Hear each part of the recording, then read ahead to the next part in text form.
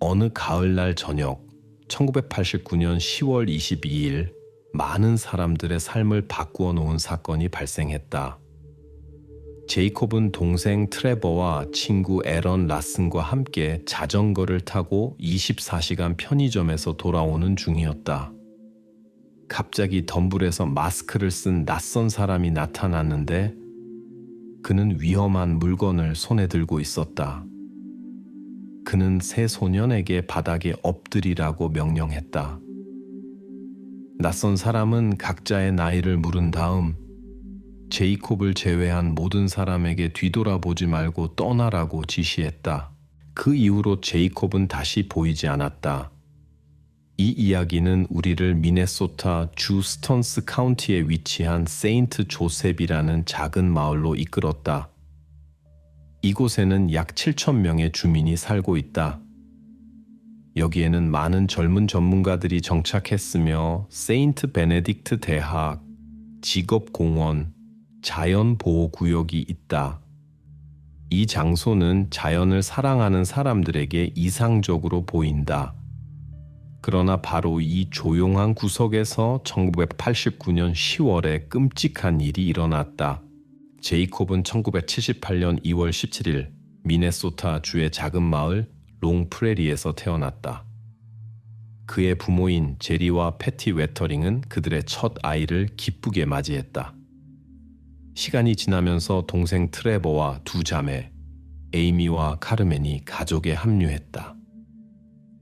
6 가족 구성원은 미네소타 중심부에 위치한 작은 도시 세인트 조셉의 아늑한 집에서 살았다. 그들의 집 안의 분위기는 항상 따뜻함과 즐거움으로 가득 차 있었다. 제이콥은 활발하고 친절한 소년으로 성장했다. 그는 음악에 열정적이었고 동물을 사랑했으며 여러 학교 스포츠팀에 참여했다. 모두가 그를 착한 마음을 가진 장난꾸러기로 알고 있었다. 제이콥은 열심히 공부했고 특히 자연과학에 관심이 많았다. 그 중에서도 천문학이 그를 가장 매료시켰다. 동생 트레버와 함께 그는 자전거 타기를 좋아했다. 부모님은 이 취미에 제한을 두지 않았다. 소년들은 즐겁게 주변을 탐험하며 도시를 자전거로 돌아다니는 동안 자유를 만끽했다. 이 평범한 자전거 여행 중 하나가 가족의 삶을 이전과 이후로 나누는 전환점이 될 것이라고 아무도 예상하지 못했다. 1989년 10월 22일 일요일 불길한 징조는 없었다. 웨터링 가족은 집에서 이 휴일을 보내며 휴식을 취하고 일상적인 활동을 했다. 저녁에 제리와 패티는 집에서 약 30km 떨어진 클리어워터에 있는 친구들의 집에서 저녁 식사를 하러 갔다. 가장 나이가 많은 아이인 제이콥이 동생들을 돌보기로 했다. 부모님은 모두가 집에 있기를 원했다. 저녁 9시경 부모님이 떠난 후 제이콥은 어머니에게 전화했다. 그는 트레버와 함께 자전거를 타고 톰썸 24시간 편의점에 가서 영화를 빌리고 싶다고 허락을 구했다. 패티는 이미 어두워졌고 어린아이들이 감독 없이 있을 것이라고 설명하며 거절했다. 소년들은 실망했지만 포기하지 않았다. 그들은 즉시 아버지에게 전화했다. 그들은 조심하겠다고 약속하고 안전조끼를 입고 손전등을 가져가겠다고 했다. 가게는 약 1km 떨어져 있었다. 그들은 또한 이웃의 10대 소녀가 어린아이들을 돌보기로 약속했다고 말했다. 소년들이 얼마나 가게에 가고 싶어 하는지 이해한 제리는 동의했다. 제이콥은 즉시 가장 친한 친구 에런 라슨에게 전화했고 그는 곧 도착했다. 3명 모두 자전거를 타고 비디오 가게로 향했다.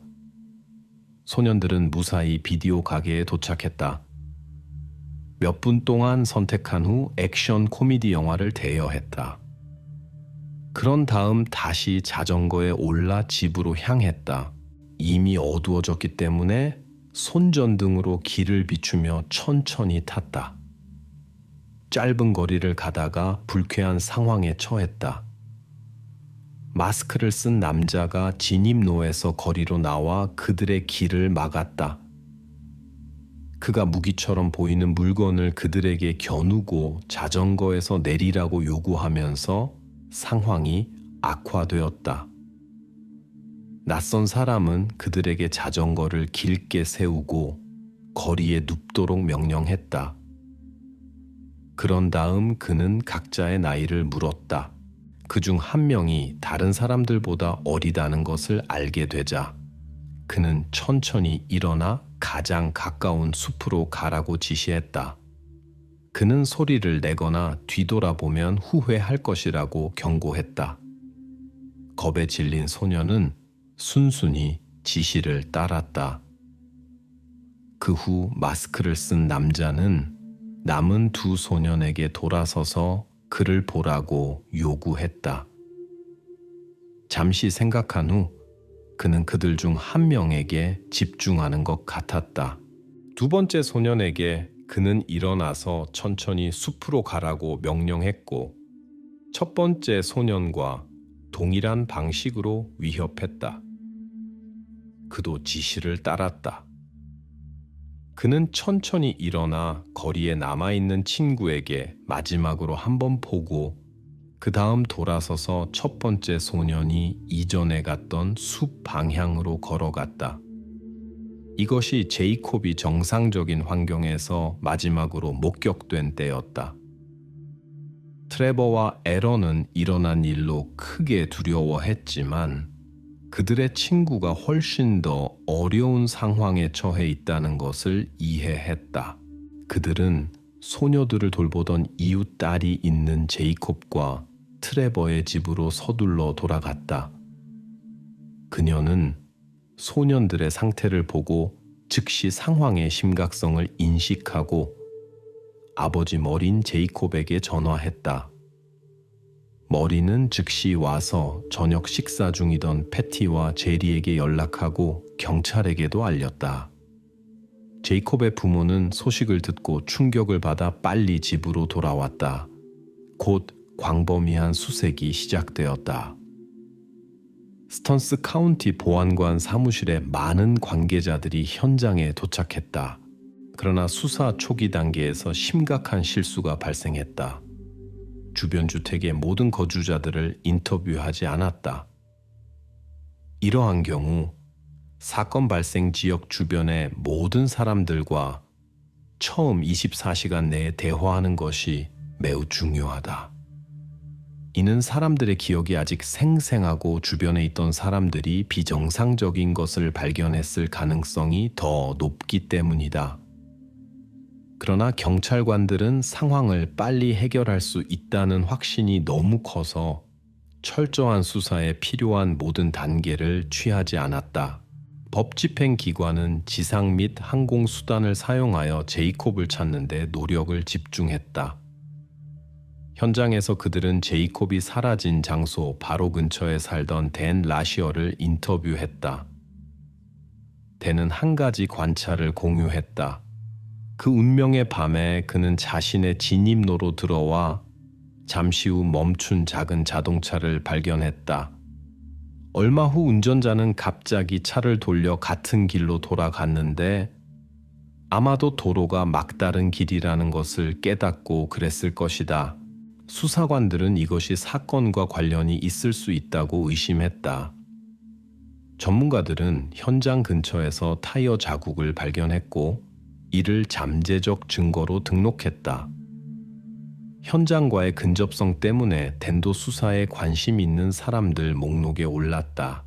스턴스 카운티의 찰리 그래프트 보안관은 경찰의 신속한 대응을 고려할 때 사건을 빨리 해결할 것이라는 초기 기대를 기억한다.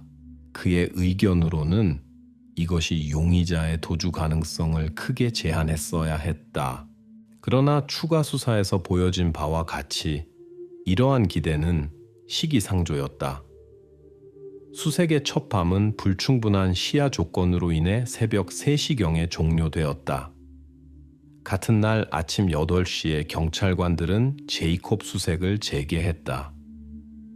FBI 요원들은 스턴스 카운티 보안관 부서 직원들과 합류하여 수색 작업과 수사를 돕기 위해 왔다. 하루 후 FBI 프로파일러가 합류했다. 사건에 알려진 사실에 기초하여 그는 찾고 있는 사람이 높은 확률로 신체적 특징이 있는 독신 백인 남성이며 아마도 이전에 비슷한 행동을 했을 것이라고 추측했다. 25일에 세인트 조셉 교회에서 기도 모임이 열렸다.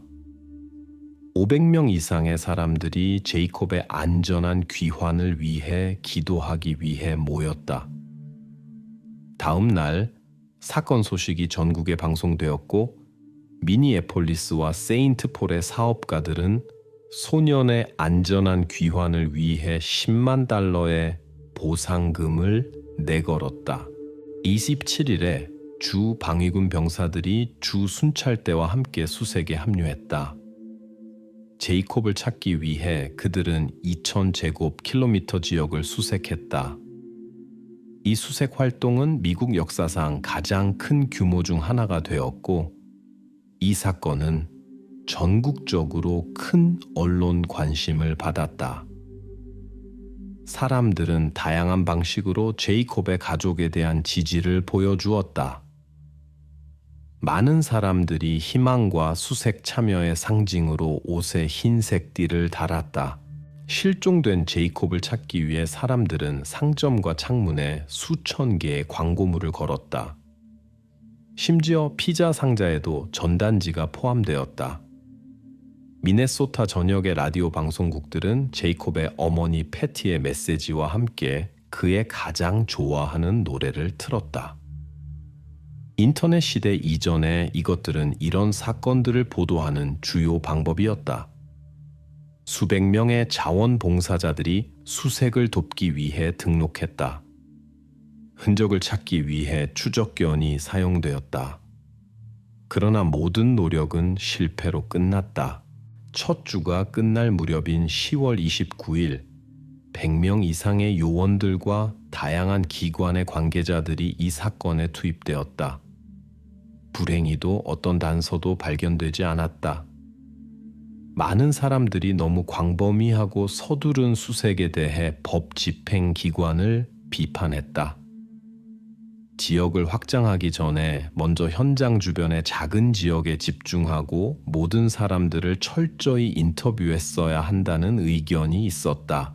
1989년 11월 수사관들은 그 운명의 밤에 톰썸 가게에서 목격된 남자의 3가지 다른 초상화를 대중에게 공개했다.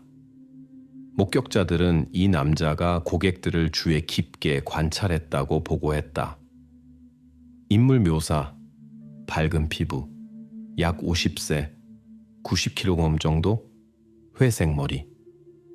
6일 후인 11월 12일, 경찰관들은 2개의 추가 초상화를 발표했다. 하나는 사건 몇 주 후 톰 템프 가게에서 대화를 도청한 남자를 보여주었다.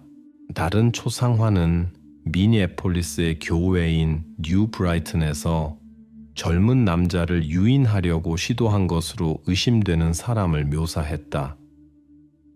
법 집행관들은 2 이미지 모두 제이콥이 사라진 저녁에 톰 템프 가게에서 본 사람의 이전에 만들어진 초상화와 유사하다고 언급했다.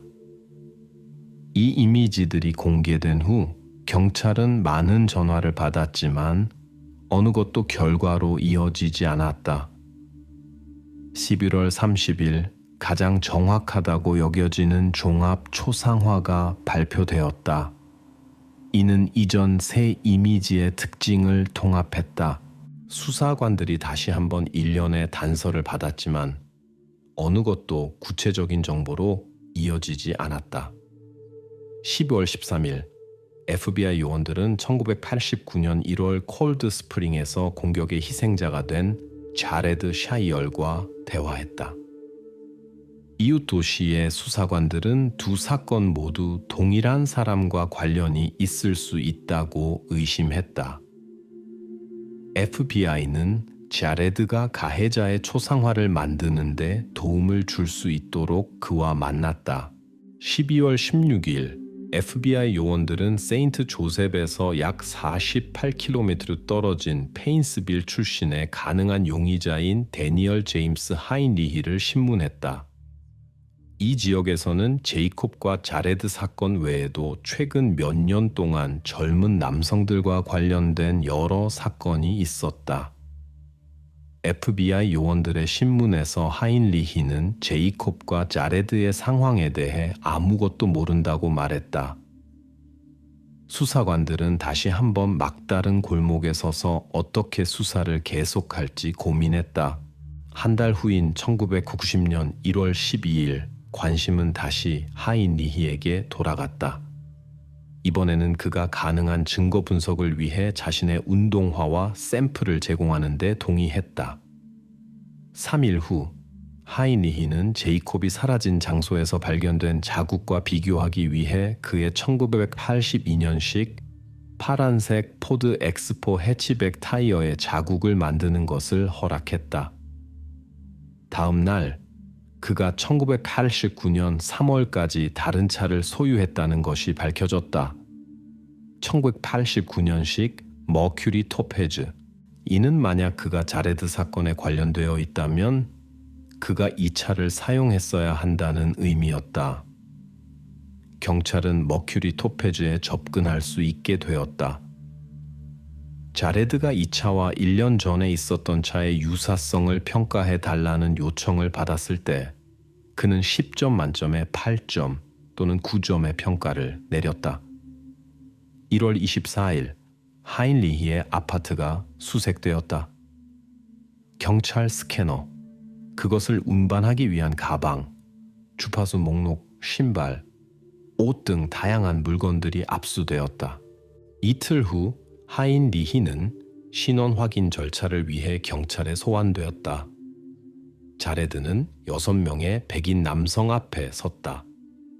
이 순간 그는 자신을 데려간 사람이 그들 중에 있는지 정확히 확인할 수 없었다. 자레드는 하인리히와의 유사성을 10점 만점에 4점으로만 평가했다. 1990년 2월 9일 FBI는 중요한 단서를 받았다. 자레드의 옷에서 나온 섬유가 하인리히가 1989년 1월에 소유했던 차에서 나온 섬유와 일치했다. 같은 날 하인리히는 자레드 사건 관련 혐의로 체포되었다. 그러나 그는 어떤 관련성도 부인했다. 직접적인 증거 부족으로 하인리히는 곧 기소 없이 석방되었다. 한편 제이콥 사건을 조사하는 수사관의 수는 점차 줄어들었고 조사할 이론의 수도 마찬가지였다. 실종자 수색을 계속해야 하기 때문에 사건을 공식적으로 종결할 수는 없었지만 수사는 막다른 골목에 도달했다. 이 모든 수색과 수사 기간은 제이콥의 가족에게 힘든 시련이 되었다. 지역 주민들과 전국의 사람들로부터 엄청난 지지에도 불구하고 소년의 가족들은 그의 부재에 깊이 슬퍼했다. 시간이 지남에 따라 그들은 제이콥을 다시 볼 수 있을지 점점 더 자주 의문을 가졌다. 이 어려운 시기에 패티 웨털링은 다른 가족들이 그녀와 그녀의 가족처럼 같은 시련을 겪지 않도록 비슷한 상황에 있는 가족들을 돕기로 결심했다. 1990년 1월 16일 그녀는 제이콥 웨털링 재단의 설립을 발표했다. 이 조직의 목표는 사회의 젊은 시민들에게 불법 행위를 저지르는 사람들과 그들의 방법, 그리고 모든 사람이 어떻게 그러한 사례를 예방하는 데 도움을 줄 수 있는지에 대해 교육하는 것이었다. 어려움을 겪었음에도 불구하고 가족은 자신들의 경험을 활용하여 다른 사람들을 돕기로 결정했다. 제이콥의 이야기는 또한 이 분야의 미국 법률에 영향을 미쳤다. 1994년에는 제이콥 웨털링의 이름을 딴 연방법이 통과되었다. 그것은 미국 역사의 전환점이었다. 모든 주가, 특정 범주의 범죄자들을 등록하도록 요구하는 새로운 법이 시행되었다. 시간이 지남에 따라 이 법은 많은 사람들이 실종 사건을 해결하는 데 도움을 주었고 오래 지속되는 흔적을 남겼다. 웨털링 가족이 다른 사람들을 돕기 위한 모든 노력에도 불구하고 그들은 여전히 그들의 아들 제이콥에게 무슨 일이 일어났는지 알지 못했다. 그들은 수년에 걸쳐 이 희망이 줄어들었음에도 불구하고 그의 귀환을 계속 희망했다. 이 시점에서 두 아이의 어머니인 조이 베거가 2010년에 제이콥의 사건에 관심을 갖기 시작하면서 이 사건에 참여했다. 그녀는 세인트 조셉에서 그의 실종 장소로 여행했다. 제이콥이 1989년에 실종되었을 때 조이는 22세였다. 이제 그곳에 있으면서 그녀는 답을 찾아야 할 필요성을 느꼈다. 어디서부터 시작해야 할지 모르면서 조이는 블로거로서의 경험을 활용했다. 2010년 10월 23일 그녀는 제이콥은 어딘가에 있다 라는 제목의 글을 발표했다. 이 시점에서 그의 실종 이후 20년이 지났다. 조이는 이것이 그녀의 삶의 다음 몇 년을 차지하고 예상치 못한 발견으로 이어질 여정의 시작이 될 것이라고 예상하지 못했다. 그녀는 조사의 모든 단계를 자신의 블로그에 신중하게 기록했다. 조이는 진정한 관심으로 사건에 몰두하여 질문하고 모든 가능한 흔적을 탐구했다. 그녀는 이 사건에 대한 세부 정보를 찾기 위해 오래된 경찰 파일과 신문 기사를 연구했다. 곧 그녀는 초기 조사에서 몇 가지 실수가 있었다는 것을 알아챘다. 이로 인해 경찰관들은 중요한 단서를 놓치고 증거를 잘못 처리하고 때로는 증거를 분실하기도 했다. 또한 그들은 몇몇 핵심 증인들을 면담하지 않았다. 조사는 너무 철저해서 메모 중 하나에는 제이콥이 실종된 밤의 날씨 조건과 달의 위치까지 논의되었다. 이것은 달이 아직 완전히 뜨지 않았고 모든 것이 짙은 어둠 속에서 일어났기 때문에 목격자들이 가해자의 차량을 인식하기 어려웠을 것이라는 것을 이해하는 데 도움이 되었다. 10년 된 사건에 대한 정보를 계속 수집하는 동안 그녀는 초기 조사에도 참여했던 사람을 만났다. 그의 이름은 자레드 셰릴이었다. 그 사이 자레드는 30세의 남자로 성장했다. 하지만 그는 청소년 시절에 경험한 일에 대한 정의를 여전히 갈망했다. 자레드와 그녀는 힘을 합쳤다. 진정한 돌파구는 1987년에 오래된 신문 기사를 발견했을 때 왔다. 그것은 1986년부터 1987년까지 젊은 남성들과 관련된 일련의 의심스러운 사건들에 대해 보도했다. 모든 사건은 비슷한 방식으로 발생했다. 제이콥의 실종 장소에서 차로 30분 거리에 있는 페인스빌 근처의 작은 마을 근처에서 가면을 쓴 사람에 의해 자레드의 도움으로 조이는 여러 피해자들을 찾아냈다. 이제는 여러 해 전에 자신들에게 일어난 사건들에 대한 진실을 알고 싶어하는 성인 남성들인 것으로 밝혀졌다. 자레드와 조이는 함께 지도에 각 사건의 위치를 표시하여 소위 페인스빌 클러스터를 만들었다. 얻은 정보에 충격을 받은 그들은 이를 법 집행기관에 전달했다. 그 결과 경찰은 수년간 중단되어 있던 조사를 재개했다. 예상치 못하게 이 사건은 다시 큰 관심을 끌었고 조이의 블로그는 인터넷에서 인기를 얻었다. 경찰이 조사를 재개함에 따라 이 이야기는 다시 전국에 초점이 되었다. 2015년 제이콥의 실종 이후 26년이 지난 후 조사는 새로운 동력을 얻었다. 경찰은 중요한 증거를 가지고 있었다. 사건 당일 자레드의 옷에서 발견된 DNA 프로필. 2015년 7월 10일 이 프로필이 현재 59세이고 은퇴한 남자와 일치한다는 것이 밝혀졌다. 그는 데니얼 제임스 하인리히였다. 그는 이미 원래 조사에서 등장했고 조이와 자레드의 관심을 받았지만 지금까지는 구체적인 증거가 없었다. 이 증거들은 사건을 법정으로 가져갈 수 있게 했다. 2015년 10월 27일 특별수사관 셰인 볼은 제프리 제이 키스치안 판사에게 하인리히에 대한 봉인된 형사 고발장을 제출했다. 이 시점에서 자레드 사건의 공소시효는 만료되었고 하인리히는 다른 범죄로 20가지 혐의로 기소되었다. 그 후 그는 체포되어 법정에 서게 되었다. 하인리히의 변호사들은 제이콥의 실종과 관련 없는 다른 범죄로만 기소되는 거래를 협상했다. 그 대가로 하인리히는 2016년 8월 31일 경찰에게 제이콥의 위치를 보여주었다. 그것은 페인스빌 근처의 농장으로 세인트 조셉에서 약 48km 떨어진 하인리히의 이전 거주지 근처였다. 2016년 9월 6일 제이콥의 사건 이후 27년 만에 하인리히는 법정에 출두했다.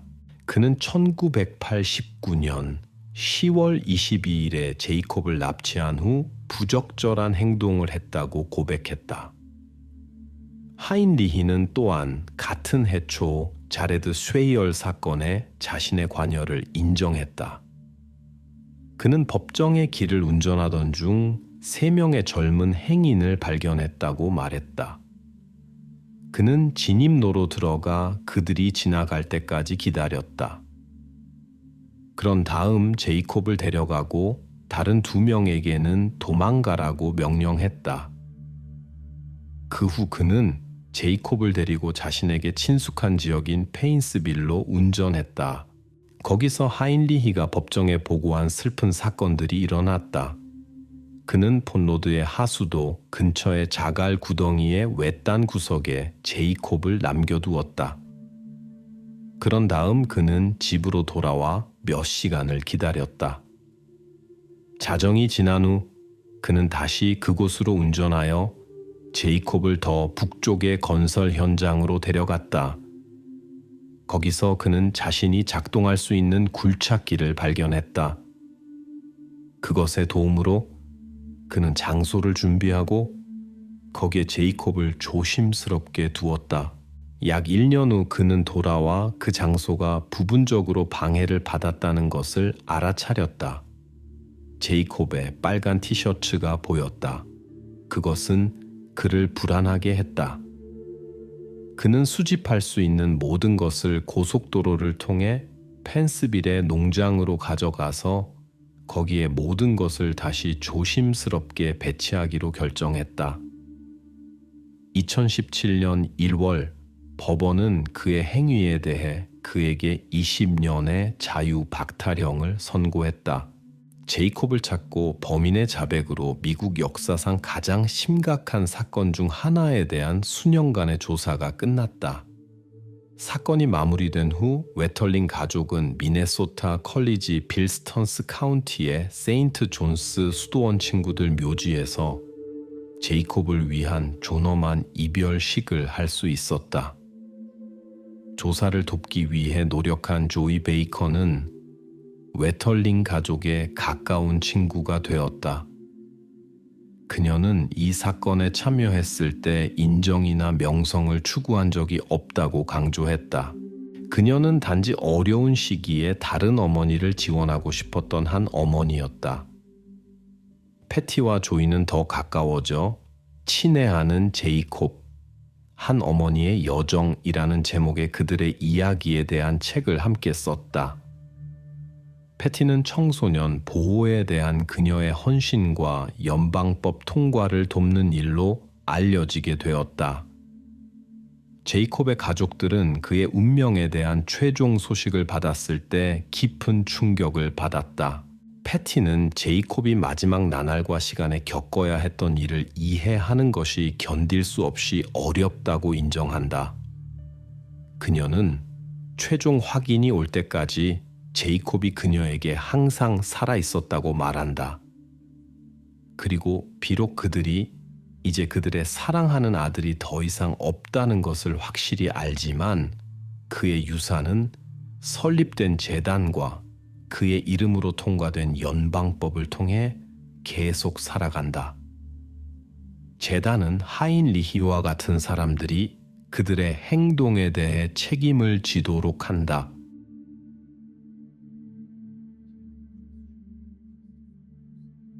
셰넌 크리스천과 크리스토퍼 뉴섬은 지인들과의 만남을 매우 좋아했기 때문에 오랫동안 계획된 파티에 그들이 나타나지 않자 사람들은 의아해했습니다. 테네시주 녹스빌에서 한 친한 친구가 생일 파티를 열었습니다. 이 커플은 파티에 오지 않았을 뿐만 아니라 전화와 메시지에도 응답하지 않았습니다. 당시에는 아무도 이것이 그 주에서 가장 불안한 이야기 중 하나의 시작이 될 것이라고 짐작하지 못했습니다. 셰넌은 1985년 텍사스주의 작은 도시 나코그도치스에서 태어났으며 그곳에는 약 3만 명이 살고 있었습니다. 그녀에게는 제이슨과 체이스라는 두 명의 형이 있었습니다. 부모님은 자녀를 갖는 과정이 쉽지 않았기 때문에 아이들을 특별히 조심스럽게 대했습니다. 어머니는 임신에 어려움을 겪었고 의사들은 아이를 가질 가능성에 의문을 품었습니다. 셰넌이 자라면서 가족은 더 많은 기회가 열리는 더 큰 도시인 테네시주 녹스빌로 이사하기로 결정했습니다. 그녀는 사랑과 관심이 가득한 환경에서 자라났고 우수한 학생이었습니다. 이 젊은 여성은 어머니 디나와 특별히 가까웠습니다. 사람들은 종종 딘에게 조언을 구했고 그녀의 경청 능력과 문제에 대한 편견 없는 해결책을 제시하는 능력을 높이 평가했습니다. 이러한 특성은 셰넌도 물려받았습니다. 학교를 마친 후 그녀는 사회학을 공부하기로 결정했습니다. 독립을 추구하는 또래들과 달리 셰넌은 부모님과의 따뜻한 관계 덕분에 집에서 편안함을 느꼈습니다. 이것은 그녀가 편안하게 공부하고 새로운 지식을 어머니와 공유할 수 있게 해주었습니다. 그들은 종종 미래에 대해 이야기하고 결혼과 셰넌이 그토록 원했던 4명의 아이들에 대한 꿈을 논의했습니다. 셰넌은 부모님과 함께 살았지만 독립을 추구하고 자신만의 삶을 꾸리는 꿈을 꾸었습니다. 경제적으로 독립하기 위해 이 젊은 여성은 공부와 2개의 일자리를 병행했습니다. 그녀는 운명적인 사건이 일어나기 직전에 이 직장들을 얻었습니다. 열심히 일한 덕분에 셰넌은 은색 토요타 포러너 SUV를 살 수 있었습니다. 이 구매는 그녀에게 특별한 성취였습니다. 그녀의 선택을 받은 휴 크리스토퍼 뉴섬 주니어는 녹스빌에서 태어났습니다. 그의 부모님은 그를 간절히 원했고 사랑했습니다. 어릴 때부터 그는 끝없는 에너지로 두각을 나타냈고 야구에 열정적이었습니다. 또한 그는 목공에 관심을 보였고 가족들을 위해 다양한 물건들을 만들었습니다. 청소년기에 크리스토퍼는 오토바이에 관심을 갖고 정비사가 되는 것을 고려했습니다. 나중에 그는 목공으로 돌아와 이 기술을 전문적으로 배우기로 결정했습니다. 그는 계속해서 야구, 골프, 테니스를 하고 낚시를 좋아하는 등 운동을 계속했습니다. 그러면서도 크리스는 가족과 친구들과 따뜻한 관계를 유지하는 친절하고 사교적인 젊은 남성으로 남았습니다. 그들의 만남은 2006년에 이루어졌는데 공통 지인들이 셰넌의 어머니에게 조언을 구했을 때였습니다. 이 우연한 만남은 견고한 관계로 발전했습니다. 젊은 커플은 모든 여가 시간을 함께 보냈습니다.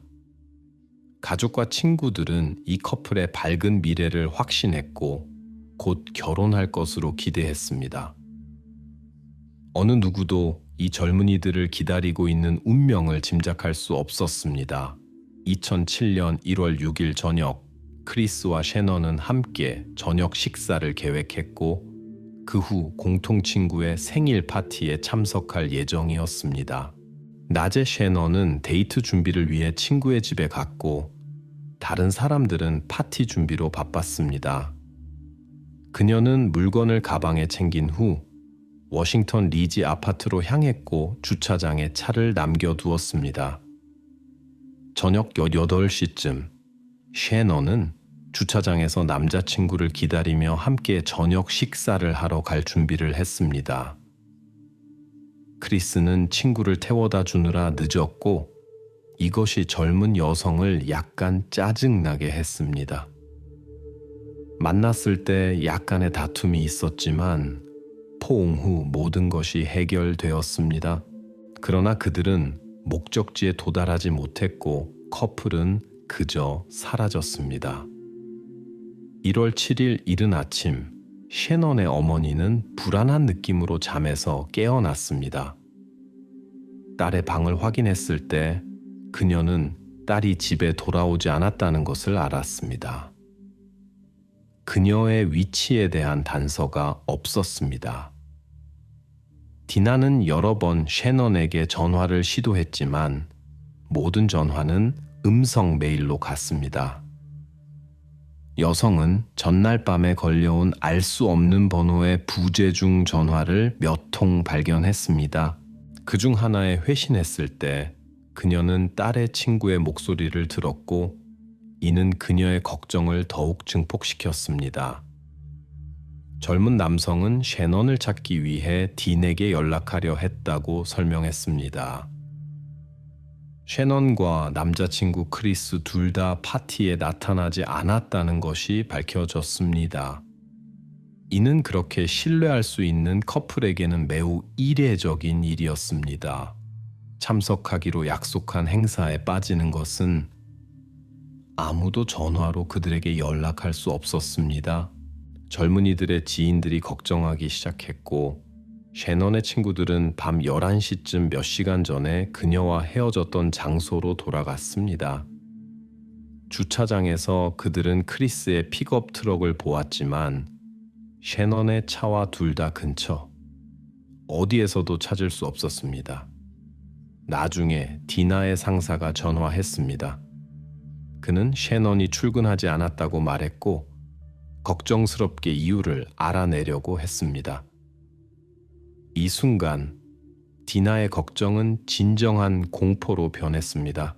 그녀는 크리스의 가족에게 연락하기로 결심했지만 그들도 아들로부터 소식을 받지 못했고 매우 걱정하고 있었습니다. 부모들은 함께 행동하기로 결정하고 경찰에 신고했습니다. 그러나 경찰서에서는 실종 신고는 24시간이 지난 후에 접수된다고 설명했습니다. 경찰관들은 상황을 심각하게 받아들이지 않고 젊은이들이 단순히 친구들과 파티를 하고 있을 것이라고 추측했습니다. 부모들은 이런 행동이 자신들의 자녀들에게 전혀 특징적이지 않다고 설명하려 했습니다. 가족들은 스스로 수색을 시작해야 했습니다. 그들은 먼저 주차장을 조사했지만 거기서 어떤 단서도 찾을 수 없었습니다. 동시에 친척들과 지인들은 실종자들에 대한 정보를 찾기 위해 모든 도시 서비스에 전화를 걸었습니다. 그러나 이러한 시도는 성공하지 못했습니다. 아무도 실종자들을 보지 못했습니다. 1월 7일 전고 이후 철도 직원으로부터 불안한 보고가 들어왔습니다. 그는 선로 옆 돌 제방에서 무언가 이상한 것을 발견했습니다. 도착한 경찰관들은 슬픈 발견을 했습니다. 화재의 영향으로 인해 무엇인지 구체적으로 결정하는 것은 거의 불가능했지만 젊은 사람의 유해로 추정되었습니다. 실종자들의 가족들은 이 사건에 대해 알게 되었지만 특별한 조사 없이는 신원 확인이 불가능했습니다. 가족들은 희망을 잃지 않고 수색을 계속했습니다. 그들은 셰넌의 휴대폰 위치 데이터를 확인하고 마지막 신호가 전화 타워 근처 체리 스트리트 지역에서 포착되었다는 것을 확인했습니다. 사건 현장은 문제가 많은 지역에 위치해 있었으며 커플이 그곳에 갈 이유가 없었습니다. 그곳은 친구들에게 가는 길이 아니었고 우연히 그곳에 도착하기는 어려웠습니다.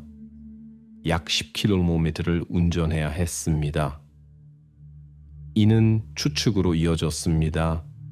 젊은이들이 금지된 일 때문에 그곳에 갔거나 그들의 의지에 반해 그곳으로 끌려갔을 수 있습니다. 1월 8일 월요일 아침 가족들은 이미 이 지역에서 실종된 커플을 찾고 있었습니다. 주민들을 인터뷰하는 동안 그들은 골목 중 하나에서 셰넌의 차를 발견했습니다. 차량을 조사할 때 소유자를 식별할 수 있는 모든 것이 의도적으로 제거되었다는 것이 분명해졌습니다. 젊은 여성의 모든 개인 물품이 사라졌습니다. 전화기와 헤드폰 충전기가 없었습니다. 운전석은 작은 체구의 셰넌이 운전할 수 없을 정도로 뒤로 밀려 있었습니다. 좌석 사이에서 담배 한 갑이 발견되었지만 셰넌과 크리스는 둘 다 담배를 피우지 않았습니다. 페달 근처 바닥에 먼지가 있었는데 이는 셰넌에게는 상상할 수 없는 일이었습니다. 차는 그녀의 첫 번째 중요한 구매였고 그녀는 항상 깨끗하게 유지했기 때문입니다. 모든 것이 낯선 사람들, 지저분한 사람들이 차에 있었고 젊은 커플에게 나쁜 일이 일어났음을 암시했습니다. 아마도 그들은 어딘가에 감금되어 있었을 수 있지만 몸값 요구는 없었습니다. 부모들은 즉시 당국에 알렸습니다. 이 시점에서 그들이 실종된 지 하루가 지났고 경찰은 이미 수사를 시작했습니다. 그들은 차와 발견된 모든 증거를 조사를 위해 가져갔습니다. 전문가들은 철로 근처에서 발견된 것에 대한 첫 번째 결론을 발표했습니다. 전문가들은 피해자의 상태에 충격을 받았습니다. 부적절한 대우의 징후도 발견되었습니다. 피해자는 신발이 없었고 발의 흔적은 긴 여정을 암시했습니다. 발견물은 담요로 덮여 있었고 겉옷은 비정상적인 방식으로 사용되었습니다. 조사 후 전문가들은 확인했습니다. 그것은 실종된 크리스토퍼 뉴섬이었습니다. 화재의 결과는 수사관들의 작업을 크게 어렵게 했고 대부분의 가능한 증거를 파괴했습니다. 법 집행관들은 크리스의 가족에게 개인적인 신원 확인을 하지 말라고 조언했습니다. 그들은 윤리적인 이유로 가족들 앞에서 열지 않기로 한 봉인된 검은 가방만 보여주었습니다. 셰넌의 가족은 아직 좋은 결과를 희망했지만 수사 초기 경찰의 느린 대응에 불만을 표시했습니다. 아마도 이 지연이 아직 발견되지 않은 두 번째 실종자의 운명에 영향을 미쳤을 수 있습니다. 받은 정보에 따라 경찰관들은 셰넌 수색을 강화했습니다.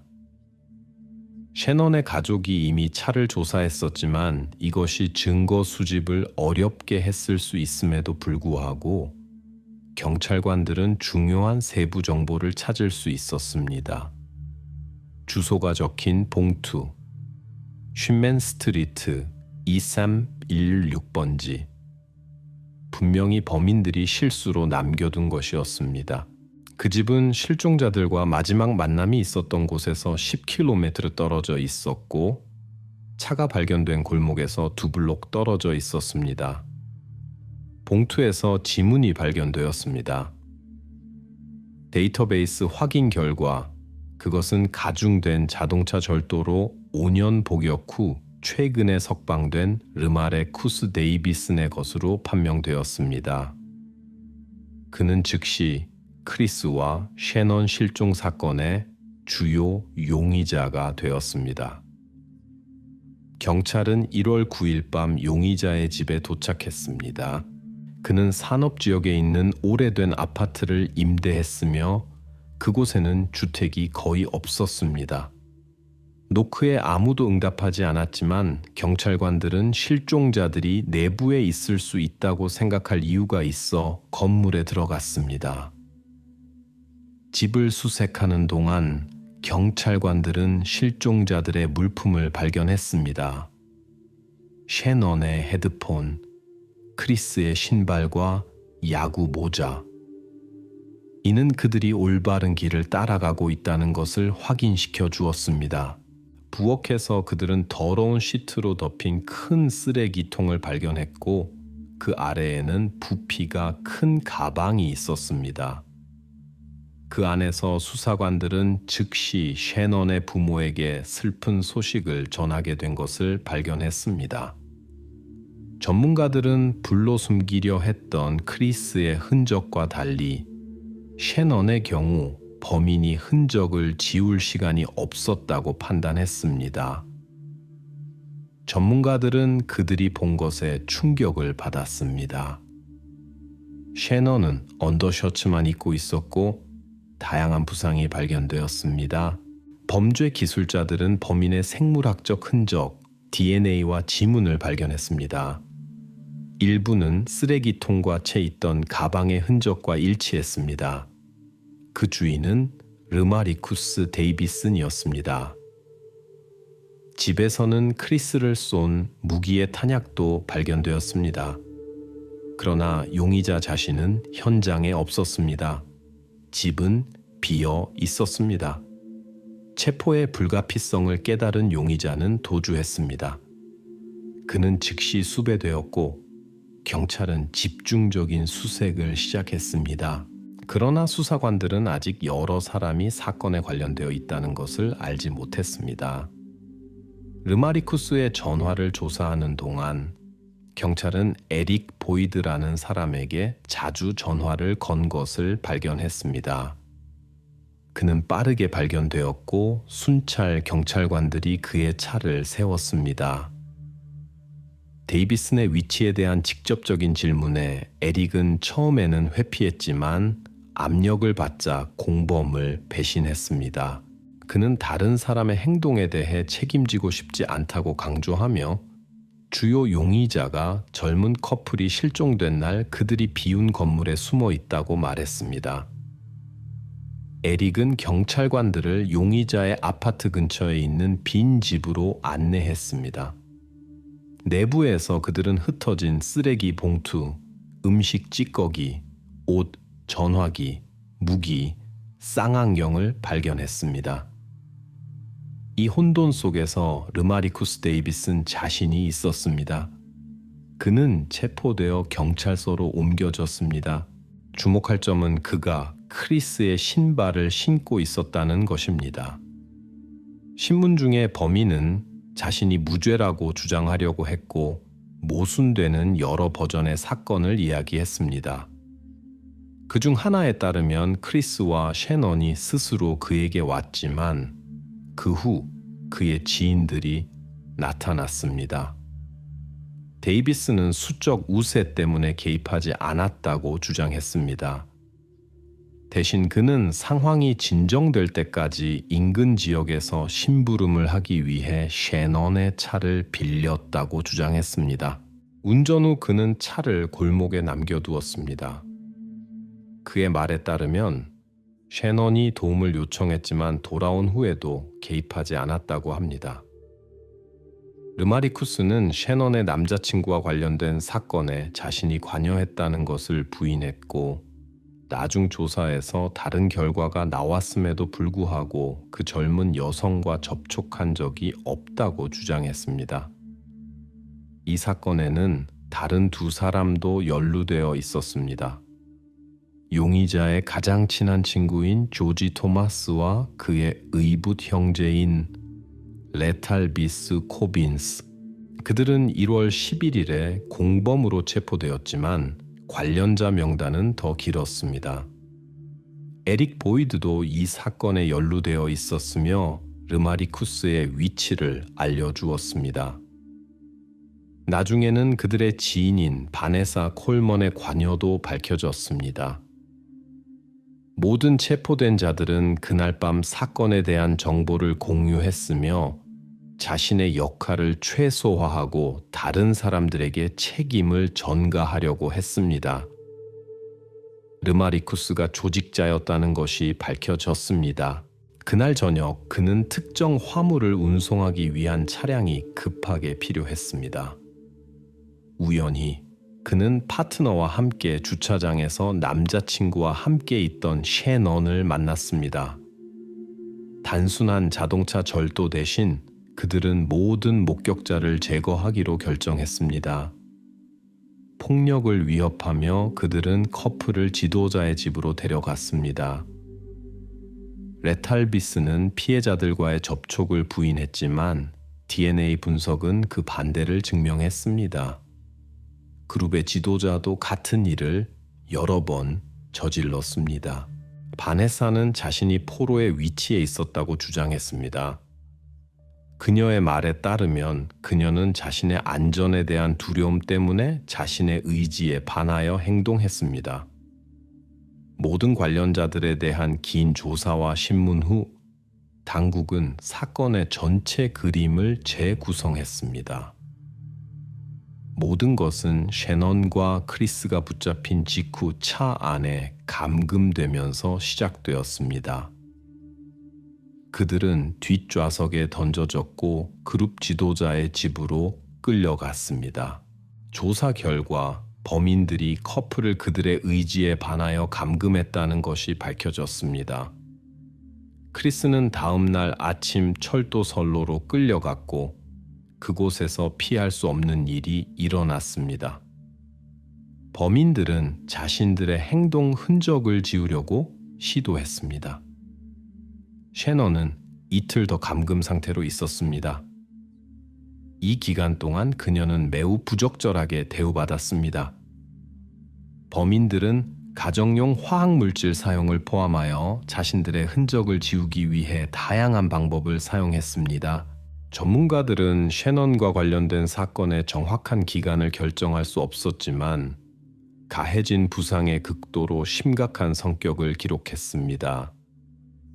경험 많은 수사관들과 범죄 전문가들조차도 그들이 본 것에 충격을 받았고 이것이 이런 종류의 일반적인 범죄의 범위를 넘어선다고 언급했습니다. 범인들은 셰넌을 쓰레기통에 남겨두고 도망쳤습니다. 그 후 르마리쿠스는 셰넌의 일부 물건을 사건에 연루된 그의 지인 바네사에게 주었습니다. 이 모든 물건들은 나중에 그녀의 아파트를 수색할 때 발견되었습니다. 수사관들은 체포된 바네사 콜먼이 비자발적 참가자였다는 주장을 거부했습니다. 그녀는 지도자의 집을 떠난 직후 법 집행기관에 연락할 기회가 있었지만 그렇게 하지 않았습니다. 그녀의 집을 수색하는 동안 일어난 일을 흥미진진한 여름 모험으로 묘사한 개인 일기가 발견되었습니다. 글쓰기 스타일과 감정적인 어조는 그녀가 자발적으로 사건에 참여했음을 시사했습니다. 르마리쿠스 데이비슨과 조지 토마스는 특히 심각한 법적 위반, 자유박탈, 강도 등 16개 항목으로 기소되었으며 추가적인 가중 상황도 있었습니다. 바네사는 범죄 방조, 강도, 납치 등 12개 항목으로 기소되었습니다. 에릭 보이드는 가중된 범죄와 관련된 40개 항목으로 기소되었습니다. 5번째 관련자인 레탈루스 위스코빈스도 비슷한 20개 항목으로 기소되었습니다. 재판은 거의 2년 동안 지속되었습니다. 이 기간 동안 사건은 여러 번 재검토되었습니다. 그룹의 지도자는 법정에 믿을 수 없는 버전의 사건을 제시하며 커플이 자발적으로 그에게 왔다고 주장했습니다. 그의 말에 따르면 그의 공범들이 나타난 후 상황이 통제를 벗어났다고 합니다. 그러나 이 이야기는 법정에서 지지를 받지 못했습니다. 변호사들의 노력에도 불구하고 피고인들을 무죄로 만드는 데 성공하지 못했습니다. 배심원들은 대부분의 혐의에 대해 그들에게 유죄를 선고했습니다. 피해자들의 가족들은 사건의 특별한 심각성 때문에 가능한 가장 높은 형벌을 요구했습니다.